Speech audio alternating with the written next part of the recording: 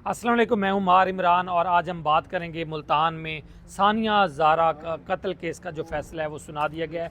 मुल्तान की additional district and session अदालत के जज हैं मोहसन अली ख़ान ने ये फ़ैसला सुनाया है और इस फैसले की अगर हम बात करें तो इस फैसले में बाकायदा तौर पर 3 जो मुलजमान थे, सानिया ज़ारा के शौहर, उनको सज़ाए मौत सुना दी गई है। सानिया ज़ारा के देवर को उम्र कैद, अली हैदर को और उनकी सास अज़रा परवीन को भी उम्र कैद की सज़ा सुनाई गई है।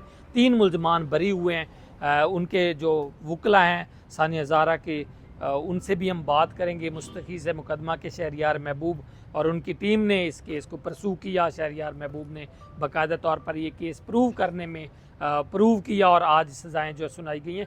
इस केस की बात करें तो 1 साल 4 माह और 9 दिन ये केस जो है वो रहा ज़ेर समात। इस केस में मुल्तान पुलिस पर अदम एतमाद का इज़हार भी किया गया था। पॉलिटिकल इन्फ्लुएंस की भी बात की गई थी सानिया ज़ारा के वालिद की जानिब से, जिसके बाद हाई ऑफिशियल JIT की टीम बनाई गई, जिसमें लाहौर, बहावलपुर के DPO, SSP ऑपरेशन लेवल के जो लोग थे वो शामिल थे।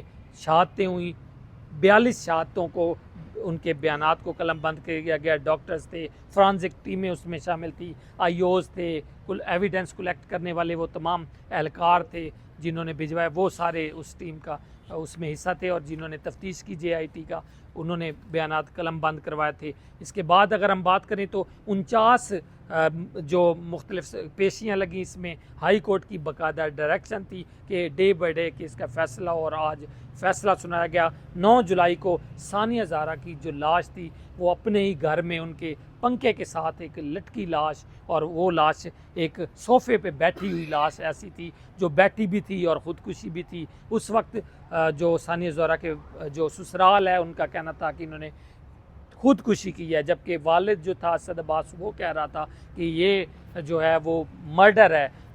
खुदकुशी और मर्डर को प्रूव करते हुए ये अरसा लगा और आज प्रूव हो गया कि ये वाकई एक मर्डर था सानिया ज़ारा का। डोमेस्टिक वायलेंस की बात हुई थी। वज़ीर आला पंजाब मरियम नवाज़ ने इस पर नोटिस भी लिया था। उज़्मा बुखारी जो कि मिनिस्टर हैं, उसके साथ ही जो दीगर मिनिस्टर्स वहाँ पे पहुँची थी मुल्तान में, हिना परवेज़ भट्ट यहाँ पे पहुँची थी और उन्होंने कहा था अगर ये मर्डर है तो ज़रूर इंसाफ दिया जाएगा। और डोमेस्टिक वायलेंस को रोकने के हवाले से जो बहुत सी बातें हुई थी इस केस पर, जो हमने पूरा साल देखा, जस्टिस फॉर सानिया ज़ारा के जो सोशल मीडिया और मीडिया पर ये मैसेजेस भी बहुत ज़्यादा देखने को मिले और आज वो जस्टिस जो है वो मिल गया। जैसे ही अदालत में फ़ैसला हुआ, अली रज़ा ऑलरेडी हिरासत में थे, उनको तो हथकड़ियाँ पहले ही लगी थी, जबकि उसकी वालदा अज़रा परवीन और उनके भाई हैदर अली को अदालत में ही पुलिस जो के एहलकार थे उन्होंने पकड़ लिया और उन्होंने उनको भी हथकड़ियाँ लगा ली और लगा के इनको ले जाया गया। जबकि जो वालदैन थे, उसकी वालदा थी सानिया ज़ारा की वालिद,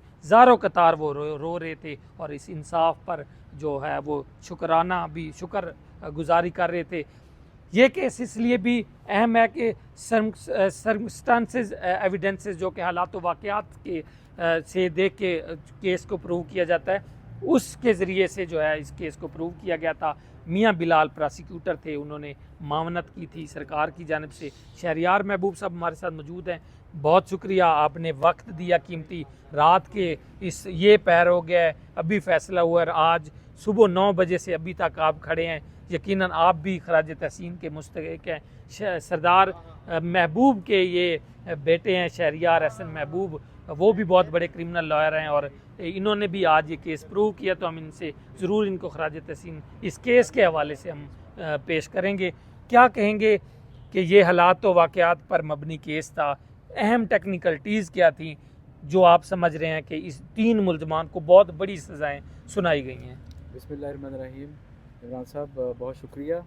सबसे पहले तो मैं अल्लाह ताला की ज़ात का शुक्रगुज़ार हूँ कि आज ये वक्त हमें देखने को मिला और मैं इस मौके पर पाकिस्तान में, पाकिस्तान से बाहर बसने वाली हर बच्ची जो ससुराल में इस खौफ में मुब्तला है कि मैं किसी दिन तशद्दुद का शिकार ना हो जाऊँ या खुदा न खास्ता कभी मेरे साथ कोई ऐसा इवेंट ना हो जाए, तो मैं समझता हूँ ऐसी बेटियों को आज बड़ी एक हौसला मिला कि अगर खुदा न खास्ता उनके साथ उनके कुछ ससुराल की तरफ से किसी किस्म का तशद्दुद होता है या इस किस्म की कोई कोशिश होती है, तो मुलजमान को वो कानून के कटहरे में लेकर आया जा सकता है और उन्हें सज़ा मिल सकती है। कौन से ठोस एविडेंसेस थे कि सजाए मौत, उम्र कैद, कौन से? इमरान साहब, आपकी मेरी पिछली बात यही हुई थी कि मैं इंशाल्लाह अल्लाह ताला ने वो वक्त दिया तो मैं आपसे वो बातें शेयर करूँगा। क्योंकि इससे पहले हमने एक पॉडकास्ट किया था और मैंने वो टेक्निकलिटीज़ और ठोस एविडेंसेस की बात की थी, तो उन्होंने मुझे कहा था कि शहरियार साहब ने कि मैं जब फैसला आ जाएगा तो उसके बाद बताऊंगा। आज फैसला आ गया और अपना जो वादा है आप वो वफा करें और हमें बताएं कि कौन सी टेक्निकलिटीज़ थी। हमने लिगेचर मार की बात की थी कि फंदा लगा था और उसमें क्या आया था। हमने जो मौक़िफ़ थे, जो उनके सानी ज़ोरा के जो ससुराल वाले थे, वो कहते थे कि फ्रांसिक की टीमों ने आके दरवाज़ा तोड़ा है और अंदर वो लटकी हुई थी, तो इसलिए। और इनका ये था कि जो अली इनके ससुराल वाले हैं उन्होंने दरवाज़ा तोड़ा था और उसके बाद पुलिस को कॉल की थी। इन चीज़ों का आपने उस वक्त हमें जो है वो जवाब नहीं दिया था। कौन से ये अहम ठोस शवाहिद थे? जी देखिए, पहली बात तो ये कि ऐसा तो हुआ ही नहीं कि फोरेंसिक वालों ने आके दरवाज़ा तोड़ा।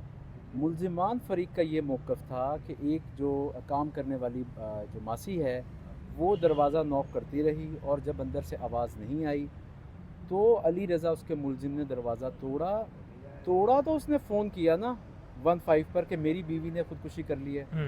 तो ये मौक़िफ़ उनके अपनी ही बात की नफ़ी करता है कि बग़ैर दरवाज़ा खुले तो कोई देख ही नहीं सकता कि अंदर क्या सूरत हाल है। तो पहली बात, वो दरवाज़ा अली रज़ा ने या उनके घर वालों ने ख़ुद तोड़ा। और SHO ने भी, जब SHO न्यू मुल्तान वहाँ जब पहुँचा है तो उसने ये देखा कि दरवाज़ा टूटा हुआ था और जो है लाश वो पंखे के साथ लटकी हुई थी। जहाँ तक आप कल मुझसे कुछ बातें पूछ रहे थे, मैं आज एक और बात बताऊँ।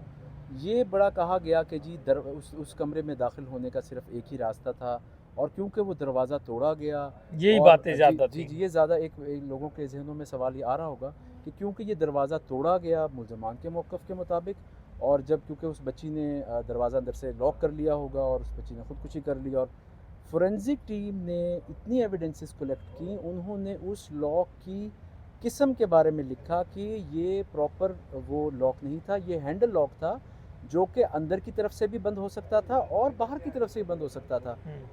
एक तो फोरेंसिक ने ये कहा, तो लिहाजा ये खारिज से इम्कान है ही नहीं कि ये दरवाज़ा बाहर की तरफ से बंद ये बात समझ आ गई। अब ये भी समझा दें कि जब गला दबाया जाता है कि मर्डर हुआ है तो फिर उसके लिगेचर मार्क और होते हैं, जब फंदा होता है तो उसके और होते हैं। ये क्या इनमें डिफरेंस होता है, इसको भी आप बताएंगे कि इसमें साबित क्या हुआ था? देखिए, मैंने आपको कल एक बताया था, एक इशारतन मैंने आपसे एक बात की थी कि हमारे यहाँ कानून में गुंजाइश है एक्सपर्ट ओपिनियन की। यहाँ expert opinion head of the departments की ली गई कि ये अगर गर्दन पे प्रेशर इस किस्म का आएगा तो क्या सूरत हाल होगी, जिसमें फोरेंसिक टीम्स ने, डॉक्टर्स ने अपनी राय दी कि ऐसी सूरत हाल में गर्दन पे निशानात और किस्म के होंगे। हॉरिजेंटल गोलाई में उस बच्ची के एक गर्दन पे निशान मौजूद था जो कि एक शार्प सा था, जिनके दरमियान में गैप मौजूद था। वहाँ से फोरेंसिक टीम को एक सस्पिशियस इंटरफेरेंस का उन्होंने वर्ड यूज़ किया है इस रिपोर्ट में कि सस्पिशियस इंटरफेरेंस इस बॉडी के साथ इसके लटकाने से पहले हुई है। देन फोरेंसिक टीम ने इस बात को साइंटिफिकली प्रूव किया कि हमारी, देखें, कशिश शकल है, बॉडी का एक वेट होता है। ये कैसी एक खुदकुशी थी कि बच्ची जो है उसके घुटने उस दीवान के सोफे पर लगे हुए हैं। सो उन्होंने कहा जब ग्रेविटेशनल फोर्स ही नहीं है तो वो कैसे ऐसे हो सकता है कि वो गर्दन बिल्कुल सही सलामत है, उसको या तो खिंचाई होती और उसके बाद मतलब कि गला दबा के उसके बाद लटकाया, गले को किसी और लाइगेचर से खींच कर, जिसके वो दो निशानात वहाँ उस दिन। देखें, एक और बात बताऊँ, ये वक़ुआ मुल्ज़िमान के घर में हुआ है, उन्होंने कॉल की है, ये उनका मौक़िफ़ है कि हमने हाथ नहीं लगाया। उन्हें पुलिस वाले ने कहा आपने क्या किसी चीज़ को छुआ है, उन्होंने कहा जी हमने नहीं छुआ। अच्छा, इस छुए पे भी हम बात करते हैं। जिस कपड़े से वो बंधी हुई थी, उनके नोक पे ऊपर और जो गिरा लगाई हुई थी, उनमें भी जो शहादत में क्या एविडेंस आई फोरेंसिक में। दूसरी बात है कि ये एविडेंस आई कि उसका जो सास है या उसका भाई है, उसके भी निशानात मौजूद थे, लेकिन जो डिफेंस लॉयर था वो कहता था कि सानिया ज़ारा के खुद अपने निशानात ज़्यादा थे कि वो खुद गला दबाती रही, तो उस कपड़े में सबसे ज़्यादा उसी के अपने थे और चूंकि उस घर में था इसलिए बाकियों के लगे। तो ये चीज़ क्या थी और इसमें अदालत में किस चीज़ को इस तरह आपने प्रूव किया? बात तो ये, मेरे गले के साथ अगर कोई नोट बंधी हुई है तो मेरा DNA तो आना ही है। तो उस बच्ची का डीएनए आना कोई ऐसी बात नहीं है कि उस बच्ची का डीएनए क्यों आया, उसका तो डीएनए आना है क्योंकि वो कपड़ा उस बच्ची के जिस्म के साथ अटैच है। असल बात ये थी कि उस कपड़े पर वो जो एक ब्लैक कलर का साफ़ा था उसके ऊपर उस देखें हमारे यहाँ सोसाइटी में देखा जाता है औरतें अपने कपड़ों की बड़ी हिफाजत करती हैं कि ये किसी के घरों में भी है। उस पे देवर के टच डीएनए कैसे आ गए, उस पर उसकी सास के टच डीएनए कैसे आ गए। इन्होंने एक ये मौक़िफ़ लिया कि जी ये जो शॉल है ये मरने वाली बच्ची ने वक़ुआ से 1 महीना कबल ख़रीदी थी, वो फिर इसकी सास ने देखा चलो भाई ये कैसी होती है, वो फिर उन्होंने किसी मुलाजिम के हाथ भेजी, इसलिए ये आ गए थे। जबकि उस दुकानदार को मुल्ज़िमान फ़रीक ने या डिफेंस ने अदालत में पेश नहीं किया अपने मौक़िफ़ की तायद के लिए।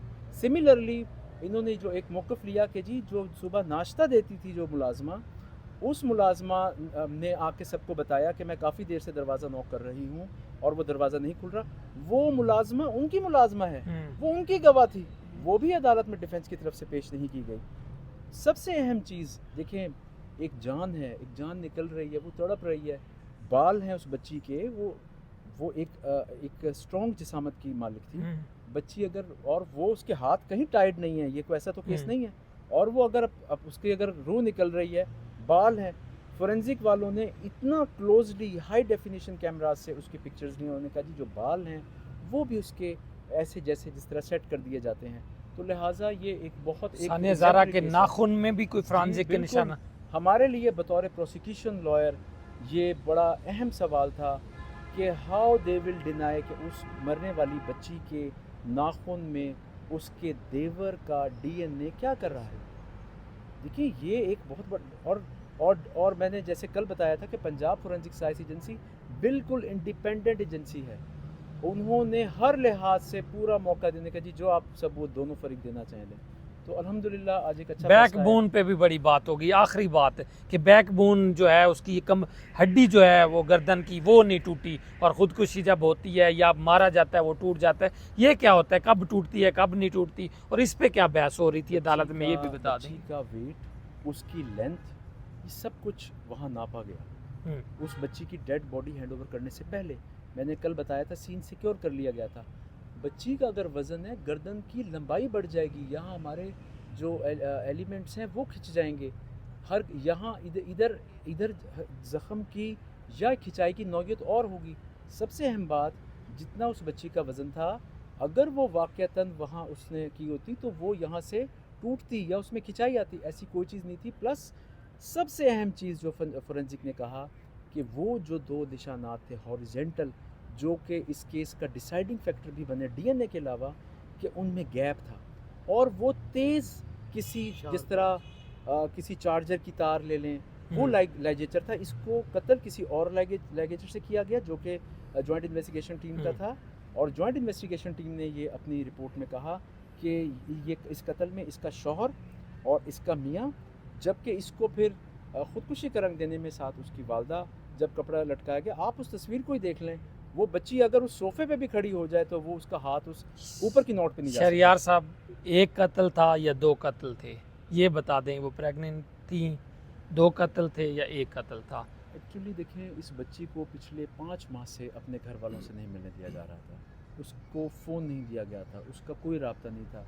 इन्वेस्टिगेशन में ये बात भी है, उस बच्ची ने छुप कर अपने वालिद साहब को फेसबुक पे वॉइस मैसेज किया जो कि FIA से रिट्रीव हुआ। उस ट्रांसक्रिप्ट को बाकायदा रिकॉर्ड का हिस्सा बनाया गया, जिसमें वो बच्ची कह रही है बाबा मुझे जायदाद का हिस्सा दे दे, because she was having pressure के अपने वालिदैन से जायदाद दो एज़ पर इन्वेस्टिगेशन। तो क्योंकि उस बच्ची की तदफीन हो चुकी थी और फिर उसके 3 दिन बाद पोस्टमार्टम हुआ था, मैं उस पर भी कमेंट इसलिए नहीं कर सकता कि वो प्रेग्नेंट थी या नहीं थी। लेकिन उस बच्ची की वालदा का कहना यह है कि जब 2-3 महीने पहले जब भी वो छुप के उस बच्ची ने रब्ता किया तो उस बच्ची ने अपनी वालदा को बताया था कि मैं प्रेग्नेंट हूँ। तो बहरहाल अल्लाह ताला गरीक के रहमत फरमाए। और आज जो है अदालत का फ़ैसला आ गया, और इस फैसले में 3 मुल्ज़मान को सज़ाएँ हुई। अली हैदर सज़ा उम्र कैद, अज़रा परवीन उम्र कैद, और अली रज़ा उनके शौहर सज़ाए मौत हो गई। और बाकी जो मुल्ज़मान हैं 3 उनको जो अदालत से रिहा कर दिया गया है। और जो 3 मुल्ज़मान को सज़ाएँ सुनाई गई हैं, उनके वकला का यही कहना है कि जब सानिया ज़ारा डेथ हुई उसके बाद फ्रांजिक में जो एविडेंसेस भिजवाया गया तो सानिया ज़ारा के नाखून पे और उसके गले में जो कपड़ा था उसमें इन तीनों मुलजमान जिनको सजाई हुई हैं उनके जो है वो निशानात और उनके एविडेंसेस उस पर मौजूद थे, जिस वजह से ये केस जो है प्रूव करने के लिए होने में वकला ने और प्रोसिक्यूशन ये इन्होंने अपना केस प्रूव कर दी और आज मुलजमान को सज़ाएं सुना दी गई हैं। बहुत शुक्रिया। हमारे नेक्स्ट व्लॉग के लिए हमारे साथ रहिएगा। Thank you.